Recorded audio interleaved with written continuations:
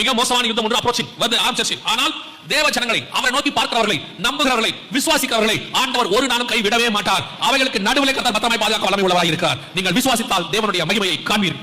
இது நடக்கும். சிலர் கேட்பாங்க, அது எப்படிங்க எல்லாரும் மேலே கொண்டு போடுவாங்க, உங்க மேல மட்டும் வராதா? வராது, அவ்வளவுதான், நடக்காது. சுனாமில அந்த மாதிரி சாட்சிகள் எத்தனையோ இருக்கு, கொரோனா அந்த மாதிரி சாட்சிகள் எத்தனையோ இருக்கு, ஏன் இஸ்ரவேலில் நடந்த எத்தனையோ யுத்தங்கள் அப்படிப்பட்ட சாட்சிகள் இருக்கு.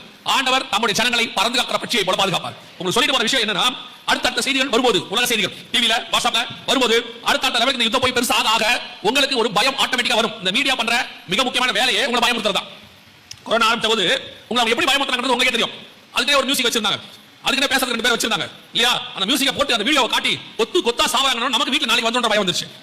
பயதான் மிகப்பெரிய பாவம். வேதம் சொல்லுது, நரகத்துக்கு போறவங்க லிஸ்ட்ல ஃபர்ஸ்ட் யார் இருக்காங்க?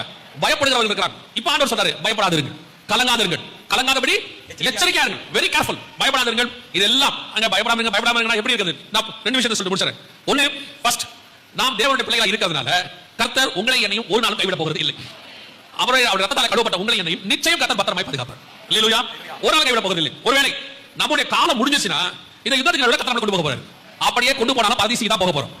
இருந்தாலும் தோற்றம், போனாலும் தோற்றம். எதை பத்தி கவலைப்பட இருந்தா இன்னும் கர்த்தர் வச்சிருந்தா சந்தோஷமா இருக்க போறோம். எடுத்துட்டு போனா இதை விட சந்தோஷமான இடத்துக்கு மேல போக போறோம்.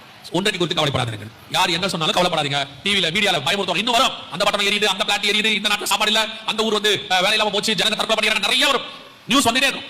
ஆனா எல்லாத்தையும் நீங்க டெய்லி செய்ய வேண்டிய மிக முக்கியமானது, குடும்பமா உட்கார்ந்து டெய்லி ஜாப் பண்ணுங்க. இப்ப நீங்க ஜாப் பண்ணீங்க நல்லது, இல்லன்னா அடுத்து ஜாப் பண்ண வைக்கிற மாதிரி ஒரு நிலைமை வரும். வேற வழியா இருக்காது, வீட்டுல தான் இருப்பீங்க.